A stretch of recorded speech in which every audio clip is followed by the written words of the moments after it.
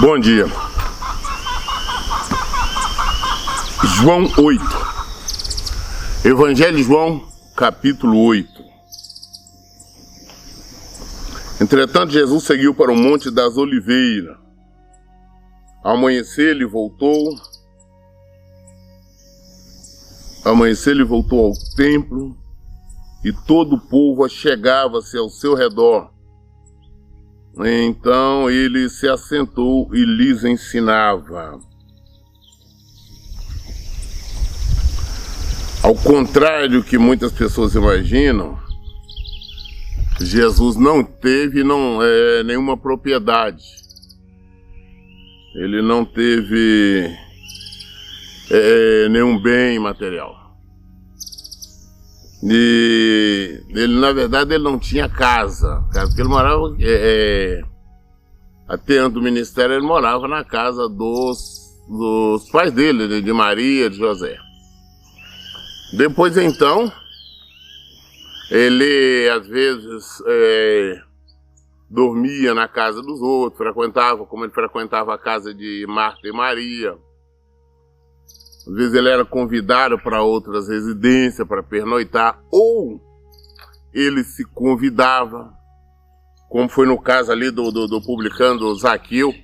Quando ele chegou, olhou para cima e falou com Zaqueu: não, hoje me convém pernoitar na sua casa. Ele se convidou. Então tinha várias dessas situações, mas ele não tinha nenhuma residência dele, né? E ao ponto que ele mesmo disse: olha, as raposas têm seus covis, né? Os pássaros têm seus ninhos, mas o filho do homem não tem onde recostar a cabeça. Então, quando ele estava ali em Jerusalém, ele sempre ficava pregando ali no templo. E depois, então, ele ia para o jardim, para o horto, que era praticamente em frente. Ele passava a noite lá com os discípulos. Ele passava a noite lá no céu aberto, lá nos jardins, nesse horto. E depois, quando era pela manhã, ele voltava e continuava ensinando. Isso que ele fazia. Então, aquilo foi uma dessas vezes que ele assim procedeu. Aí depois de passar a noite no templo, ele voltou e de manhã estava ensinando. E Jesus veio foi exatamente para ensinar, para apresentar o seu reino. Ele veio, ele ensinava sobre o Evangelho, falava sobre salvação. Todas as pregações, todo o ensino de Jesus fundamentavam nisso, no arrependimento, em salvação, em conversão. Ele não pregava sobre bênçãos, ele não pregava sobre prosperidade, ele não pregava sobre nenhuma outra coisa a não ser sobre esse fato.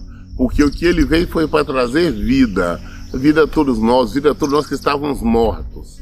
Foi para isso que Jesus veio. Então ele estava ali, ele passou a noite lá, veio de manhã, estava no templo, ele estava ensinando, ele estava ali pregando. E os escribas e fariseus trouxeram até ele uma mulher surpreendida em adultério. Forçaram-na a ficar em pé no meio de todos e disseram a ele: mestre, essa mulher foi apanhada em flagrante no ato do adultério. Assim sendo, Moisés, na lei, nos mandou que tais mulheres sejam apedrejadas. Todavia, tu que dizes a este respeito? Jesus está ali no templo ensinando. Aí os fariseus, os escribas, como eu disse, eram aqueles que subscreviam a Bíblia, as escrituras. Porque fazia tipo copista, né? Porque naquela época não tinha gráfico, nem material, nem nada. Então eles copiavam ali as escrituras, que era o Pentateuco, os profetas, os salmos, né? Então ele fazia tudo, ficavam copiando. Então eles conheciam, porque eles viviam fazendo isso. né? Então era na mão. Então eram pessoas que supostamente religiosas, pessoas que conheciam a palavra de Deus. E agora eles pegaram uma mulher e um homem, porque não tem condição de ninguém cometer adultério sozinho. Então pegaram uma mulher cometendo adultério, ou seja, mantendo relações sexuais com um homem que não era o seu marido. E pegaram ela, trouxeram essa mulher, colocaram na frente de Jesus, obrigaram ela a ficar no meio ali.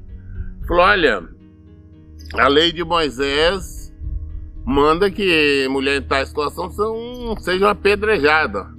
Mas tudo bem, mais ou menos assim, foi Moisés que diz, agora e você, o que você fala? O que eles queriam, na verdade, era armando uma cilada, uma armadilha para Jesus, para ver se Jesus caía. Então o que eles queriam? Se Jesus discordasse da lei de Moisés,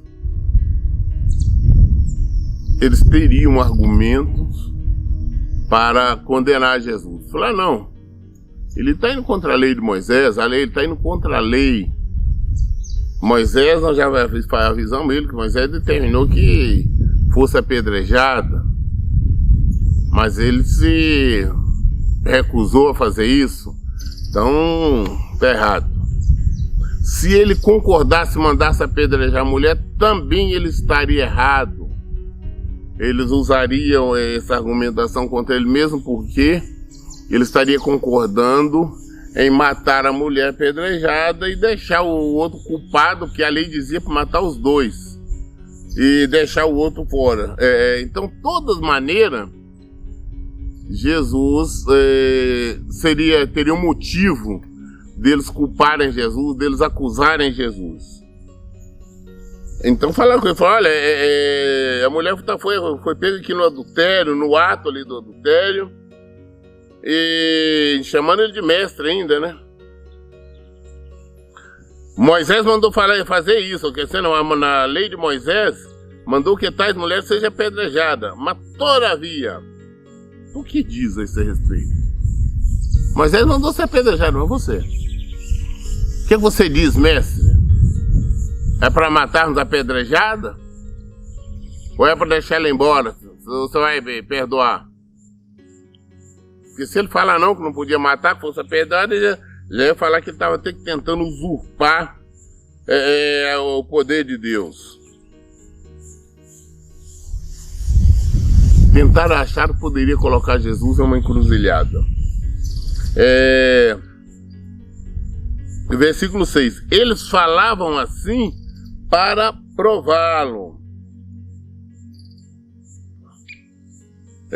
Para prová-lo. E ter alguma coisa de que o acusar. Mas Jesus, inclinando-se, escrevia na terra com o dedo, como se não tivesse ouvido. Estava ali para pegar Jesus de alguma coisa, para ter com o que acusar Jesus.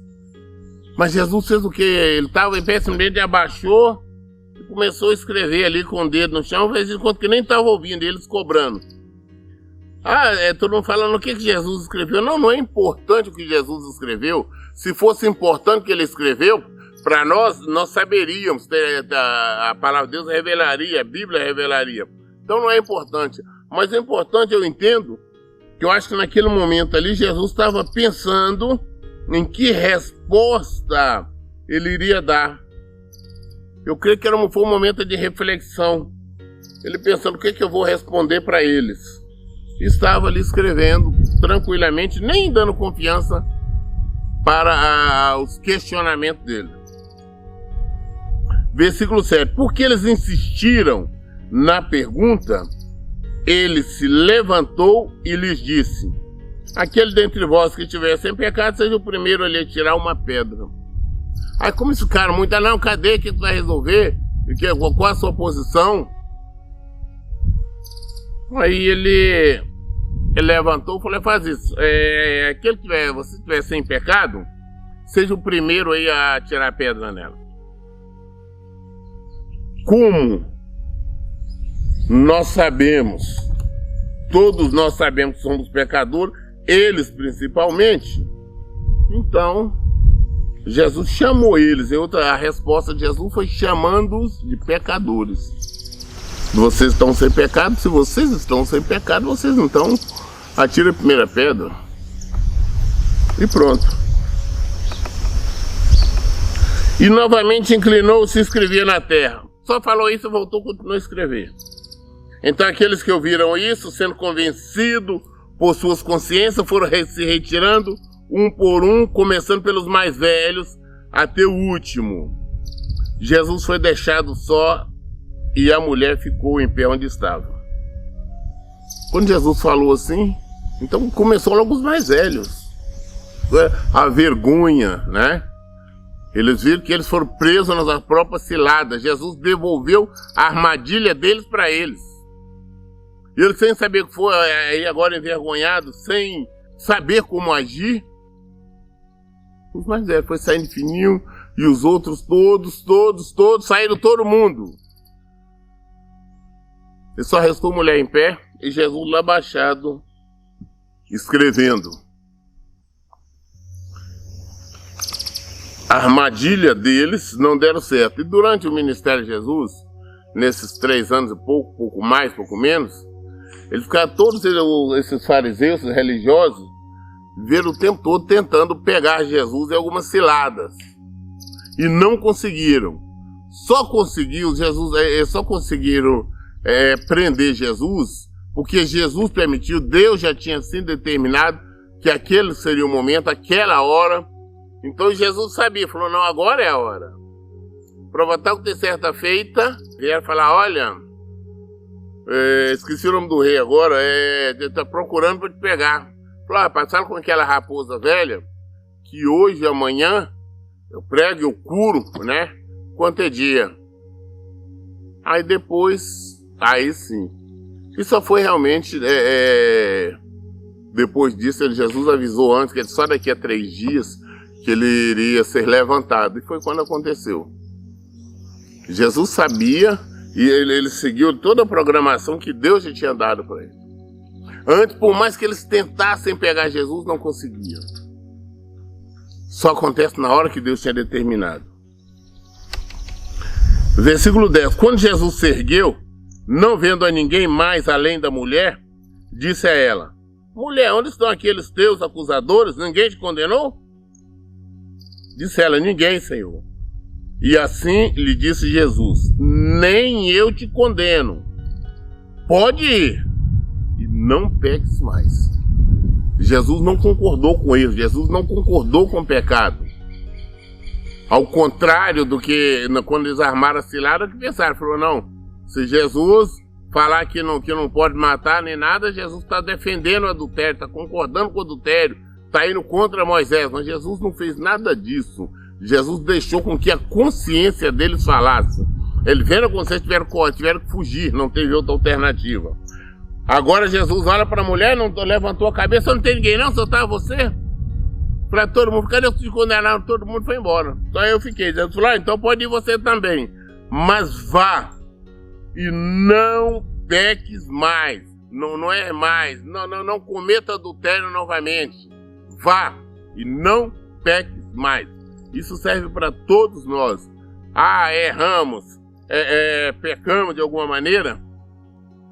Não podemos persistir no erro. Descobrimos, pedimos perdão, o Senhor nos perdoa, mas Ele vai exigir, não pecas mais. Davi foi um segundo coração de Deus, porque nós não vemos Davi repetir o pecado. Ele cometeu inúmeros pecados, mas todas as vezes, quando ele tomava consciência do pecado, ele chorava, ele se arrependia. Aquele pecado ele não voltou a cometer. Em nenhum momento. Ele pecou várias vezes, mas pecados diferentes. Agora, infelizmente, as pessoas têm o hábito de persistir no pecado. Vem hoje, pede perdão a Deus. O Senhor me perdoa, tá? Quando amanhã depois está no mesmo erro, está no mesmo pecado.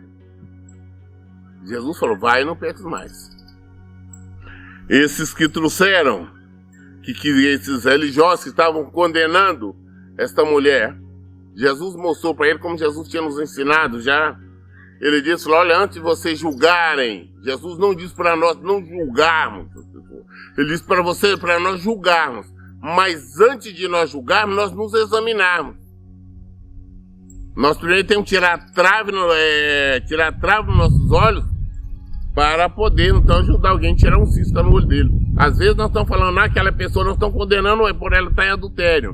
Mas nós temos outro pecado, às vezes nós somos mentirosos, nós somos idólatras. Então nós não temos condição de julgar. Então é necessário, primeiro, nós tirarmos o pecado. É necessário nós livrarmos do pecado. Só então é que nós poderemos julgar, tá?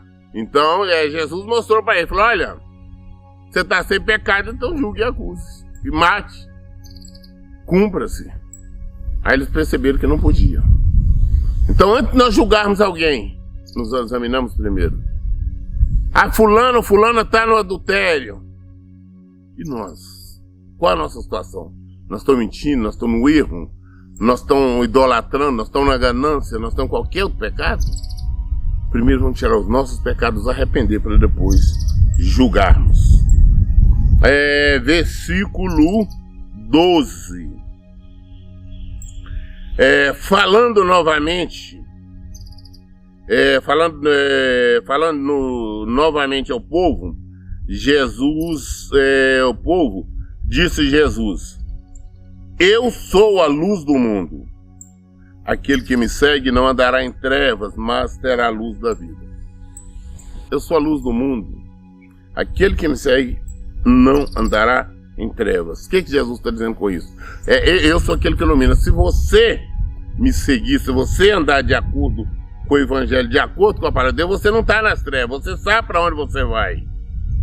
Agora, quem não segue Jesus está em trevas, está no erro, está no pecado. Isso é trevas, é escuridão.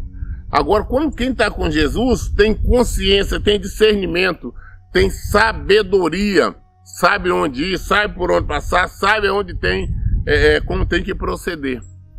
Só quem segue Jesus. Por isso nós temos que ser seguidores de Jesus.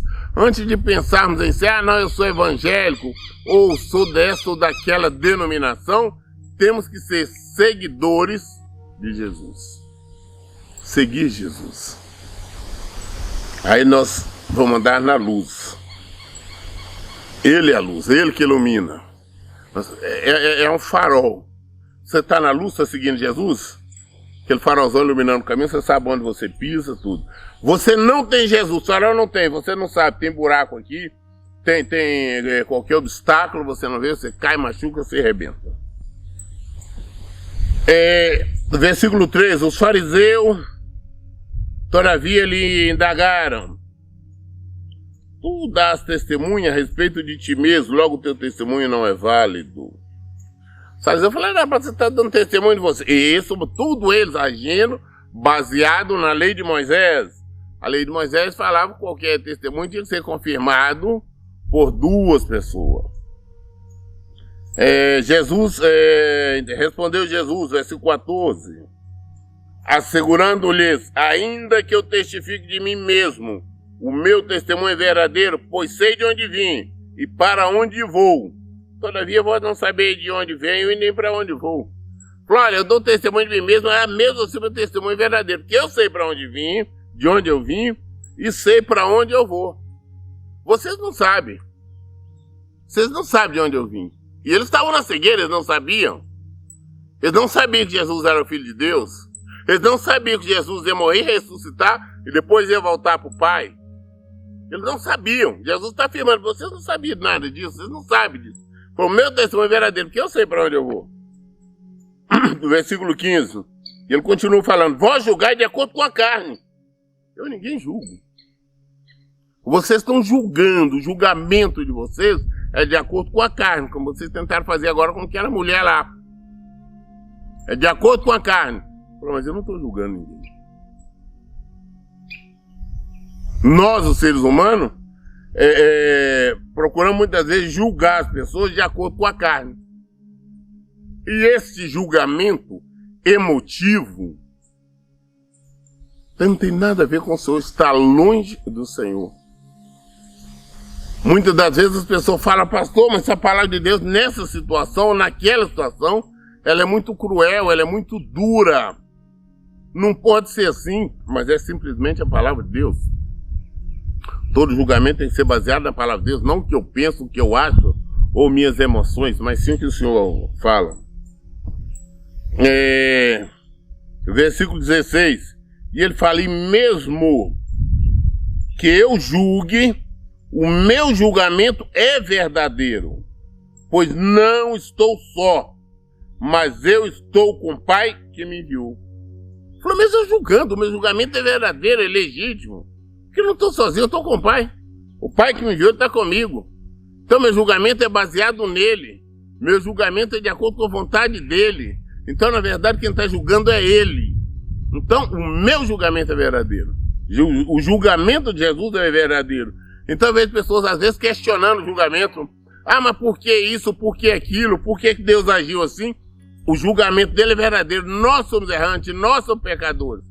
Agora, nessa época agora dessa epidemia, eu vejo as pessoas reclamando, ah, não, por que, meu Deus? Os velhinhos estão morrendo. Ah, por que criança morrendo? Ah, porque gestante, porque a pessoa era tão boa, assim, assado. Bons nossos olhos. Se Deus permitiu que ela morresse, que ela partisse, algum momento, algum motivo tem. Quem somos nós para questionar? Ah, não, o Senhor me chamou amanhã depois, glória a Deus. Ah, não, mas o pastor, não precisava dele, porque por... Não, se o Senhor me chamou, é porque a hora é esta. E glória a Deus. Nós temos que entender isso. Versículo 17. Está igualmente escrito na vossa lei, que o testemunho de duas pessoas é verdadeiro. Jesus agora trouxe aquilo que eu comentei antes. Que a lei de Moisés falava que o julgamento de duas pessoas era verdadeiro. Não podia ser de uma, tinha que ser de duas. Deus falou, não, então tá. O julgamento de duas pessoas são verdadeiros. Versículo 18. Eu testemunho sobre mim mesmo, e o Pai que me enviou testemunha a meu favor. Acabou. O testemunho dele é verdadeiro? Pois é. Eu testemunho a meu favor. E o Pai que me enviou. Então somos dois. Portanto, o nosso testemunho é verdadeiro. Isso para calar eles, falando exatamente porque eles sempre faziam questão de trazer à baila a questão da lei. Da lei de Moisés. E Jesus estava apresentando os argumentos baseados exatamente nisso. Então eles perguntaram a ele, onde está seu pai? Respondeu-lhe Jesus, vós não conhecestes nem a mim, nem a meu pai.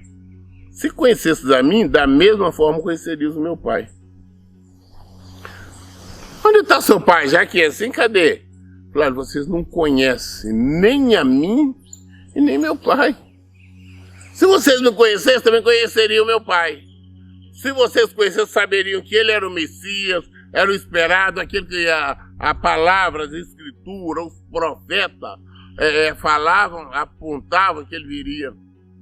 Se eles conhecessem, Deus, se tivesse, agora ele falava muito da lei, que Moisés mesmo disse que Jesus viria, o Messias viria, e tudo mostrava que era Jesus. Se eles tivessem este conhecimento, eles saberiam então que Jesus era o Filho de Deus, que Jesus era o Messias, e consequentemente saberia que ele era o Filho de Deus, e sabendo que era Jesus, também conheceria o Pai que era Deus. Portanto, Jesus agora está acusando, fala, vocês são seguidores da lei, mas vocês não conhecem a Deus.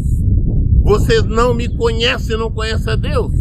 Assim também são muitos hoje, são muitos os que falam conhecer a Deus, falam conhecer Jesus, estão nos templos o tempo todo aí, ora, faz um monte de coisa, mas não conhecem o Senhor. Se conhecesse, não chegaria diante do Senhor com imundícia, igual chega. Eu digo imundícia porque chega com os pedidos que são verdadeira imundície. É ofensa. São até orações que fazem que são ofensa ao Senhor. Essa que é a realidade. Eu conheço o Senhor. Não conhece nada. Você não conhece nem a Deus e nem a Jesus. Essas palavras, versículo 20, essas palavras Jesus proclamou no lugar do gasofilácio, enquanto ainda ensinava no templo. E ninguém o prendeu, pois ainda não era chegada a sua hora.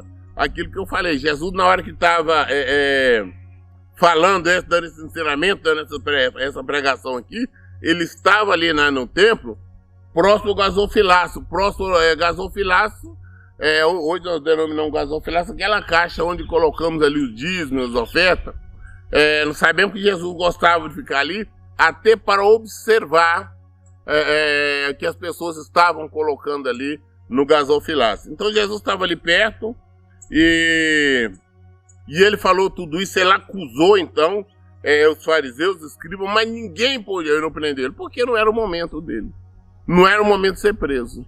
O momento de ser preso não era aquele. Por mais que ele tentasse armar cilada, armadilha para pegar Jesus, não conseguiram e não iriam conseguir até ser o momento que Deus assim determinou. Versículo 21. Uma vez mais disse-lhes Jesus: estou partindo e vós procurareis por mim, mas morrereis em vossos pecados. Para onde eu vou, vós não podeis ir. Eu estou partindo. Vocês vão morrer, eu vou ressuscitar, eu vou voltar para o Pai. Mas para onde eu vou, vocês não vão. Ou seja, está chamando Deus, vocês são pecadores, vocês vão morrer, vocês vão para o inferno. É isso que Jesus está afirmando para eles. Vocês vão para o inferno. Por quê? Vocês vão morrer no pecado de vocês. Vocês estão agarrados no pecado e vão morrer. E para onde eu vou, vocês não podem ir. Vocês não podem ir para o paraíso. Vocês não podem estar comigo. Vocês não podem estar com o Pai. Da mesma forma, são muitos hoje que se auto-intitula religioso, evangélico ou qualquer outra religião, mas estão no pecado. Jesus, da mesma forma, fala: para onde eu vou, vocês não podem estar. Vocês não vão estar. Eu estou indo e vocês não verão. Porque vocês vão para o inferno. Vocês vão morrer. Vocês vão morrer nos seus pecados. Vocês vão para o inferno. Vocês vão ficar no seu pecado. E Jesus está explicando de maneira espiritual, ensinando de maneira clara, isso não somente para ele, mas para todos nós. Se nós não abandonarmos o pecado, se não abandonarmos, nós vamos morrer no pecado. Nós vamos para o inferno com o pecado. Versículo 22. Então os judeus comentaram: terá ele a intenção de se matar? E por que ele diz: para onde eu vou, vós não podeis ir? O que ele está pensando? Ele está pensando em suicidar? Ele está querendo morrer porque ele está falando para onde ele vai, nós não podemos ir? Ou seja, eles estavam pensando de maneira natural, maneira carnal. Eles não estavam pensando de acordo com a palavra de Deus. Eles não estavam pensando de maneira espiritual. Apesar deles citarem uma lei, mas o pensamento deles era outro. A mesma forma que muitos hoje citam a palavra de Deus, citam o evangelho, citam versículo bíblico, mas o conhecimento deles é material, é espiritual. Eles estão ali querendo bênção, eles estão ali querendo prosperidade, estão querendo qualquer coisa. Aqui, eles não estão buscando a salvação. Então eles não entendem as coisas espirituais, porque a preocupação deles são naturais. Versículo 23. Mas ele seguiu dizendo-lhes: vós sois daqui de baixo, eu sou lá de cima. Vós sois deste mundo, eu deste mundo não sou. Mas será que vai se matar? Tá? Eu falei: rapaz, vocês são daqui de baixo. Vocês não entendem o que eu falo, por isso que vocês são desse mundo. Eu sou lá de cima, eu não sou deste mundo. Mas vocês estão pensando por isso. Então, da mesma forma, é isso. Hoje os que estão atrás da igreja ali só em busca de uma bênção, só em busca de prosperidade, só clamam o Senhor ali na hora do aperto, esse tipo de coisa, são daqui de baixo. Não são lá de cima. Não vão estar com o Senhor. Nós temos que buscar Ele, nós temos que viver nele, nós temos que estar com Ele o tempo todo. Essa que é a realidade, nós temos que procurar conhecer, nós temos que caminhar, buscar para a salvação. É a nossa vida que está em jogo. E principalmente nós temos que levar em consideração, o povo fica assim: não, agora com essa epidemia, ela é apocalipse ao final dos tempos. Não, não é. Mas pode ser o final do tempo para muitas pessoas. A todas elas que estão morrendo, quantas vão morrer ainda com essa epidemia? Várias. Mas e aí, nós não sabemos o dia da manhã. Eu amanhã posso estar morto, outras pessoas podem estar mortas, mas e como é que nós estamos diante do Senhor? Aí sim, aí chegou o dia para mim, porque depois, se eu morrer hoje, amanhã já chegou meu dia. Aí eu não vou ter condição mais de tentar me converter, nada, aí acabou. Então as pessoas, se você não abandonar o erro, não abandonar o pecado, e amanhã depois você morrer, você vai para o inferno. Então para você chegou o dia, porque no dia do juízo, no dia do julgamento, você só vai falar não, direita, esquerda e pronto. Vamos abrir os nossos olhos, vamos entender isso. Abandone os pecados. Não seja desse mundo, não seja terreno, mas seja lá de cima. É isso que Jesus quer de nós. Eu li Evangelho de João, capítulo 8. Eu li até o versículo 23. Até o versículo 23. Toda dúvida nós esclarecemos na Bíblia. Por isso, todo tempo eu digo, leiam e pratiquem a Bíblia. Que Deus abençoe. Tenha um bom dia.